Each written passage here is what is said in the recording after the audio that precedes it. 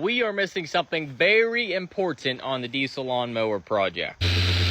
There's something I need on my equipment. It's gonna be lights. I just love the feeling of being able to work all hours. It doesn't matter if it's getting dark, you can keep on going. The excavator, for example, it has a bar up front and 360 lighting the whole way around the machine. The tractor got an upgrade. Pretty much all equipment I own, I want the lighting to be superb. And this guy's no exception. Today, we're gonna collectively work together as a group and find out the best ways to mount the lights in this machine. The goal is to obviously have light off the front, but I also want to have light off the back, so you kind of have a little bit of an area around you can see at all times. I want the biggest punch out of the smallest package. I want it to last them running rigid on this setup. These little guys are the smallest, cutest little light, but they pack such a good punch. Diffused lens right there with the honeycomb design means we're going to throw light everywhere. You're not going to have a hot spot in one spot. It's a big general image. The lesser the bright ones I want to put on the back. Mind you, where I live, it's pretty much on an absolute hillside everywhere, so this thing is not allowed to go down here. It stays up all the time. I was thinking possibly sitting up underneath here, but I feel like that kind of looks a little tacky. I then thought, what about a little L bracket right off the side, and we'll sit these on the inside like so. That way it kind of hides in the middle, but you can still see it.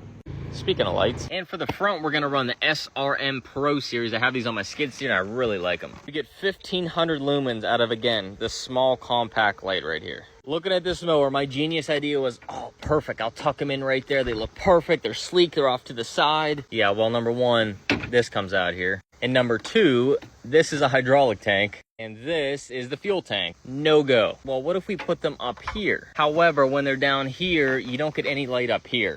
Kind of nice when it's like somewhat behind you, because then you can see your fuel gauge still. You can see all your stuff off to the side. You can see what your deck is at. Otherwise, from here to where the lights are, it's just a black abyss. Hate to say, it's almost like right here would be the perfect spot for these guys.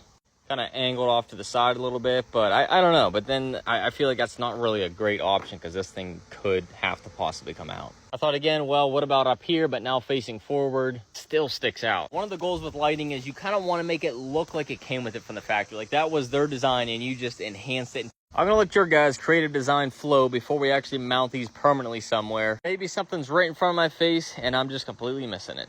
For the second part of what I want to do today, we got to pull this thing a little closer to the house. Purrs like a kitten.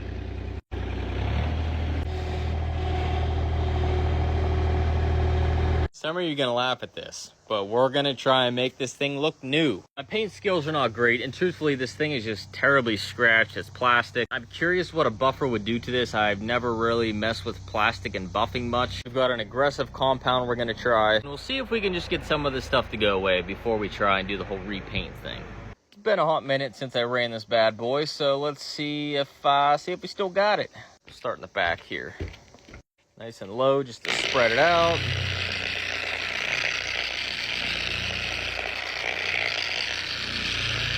Turn her up.